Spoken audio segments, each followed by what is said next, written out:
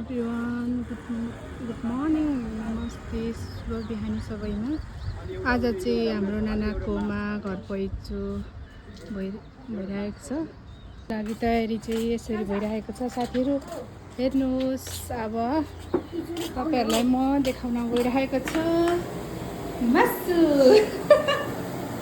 मासु पुरा यहाँ दिदीले तार्दै हुन्छ। हजुर दिदी, अनि कस्तो भइरहेको छ तपाईँलाई मासु तार्दै गर्नुभयो? धमाधम मासु तार्दै हुनुहुन्छ होइन त दिदी? यो के को लागि हो दिदी यो मासु?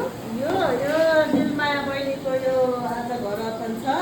हजुर, अनि यो मासु तारिँदैछ, प्याज काट्दैछ, टमाटर। हजुर, यहाँ टमाटर। वा, कति धेरै टमाटर यहाँ काटिसक्नु भएको हो। यो अलिकति काटेको छ, काट्नु बाँकी छ।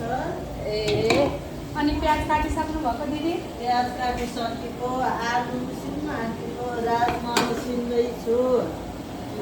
हेर्नुहोस् साथीहरू, यसरी तयार भइरहेको छ। आज हाम्रो नानाहरूकोमा चाहिँ टमाटर भयो, यसरी तारिँदैछ। दिदीले तारिसक्नु भयो दिदीले।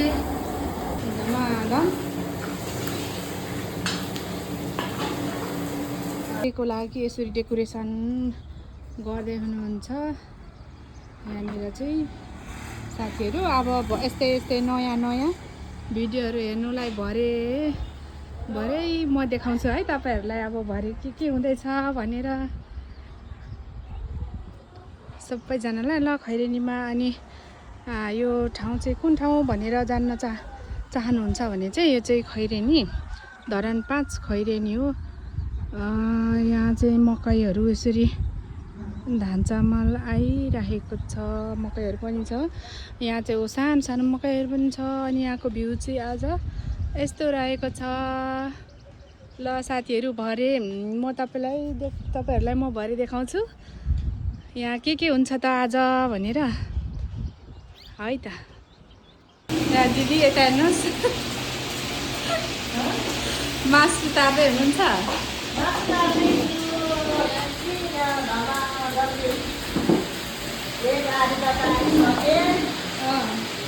अब अझै गाडी बाँकी रहेछ।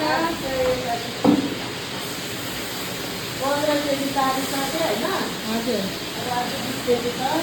जम्मा कति केजी पकाउनु आँट्नु भएको दिदी? 35 केजी। आम्मामा, 35 केजी। हजुर, कसले खाने हो नि आज? कसले खाने नि?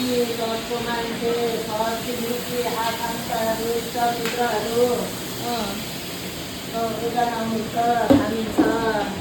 ल राम्रोसँग पकाउनु है त।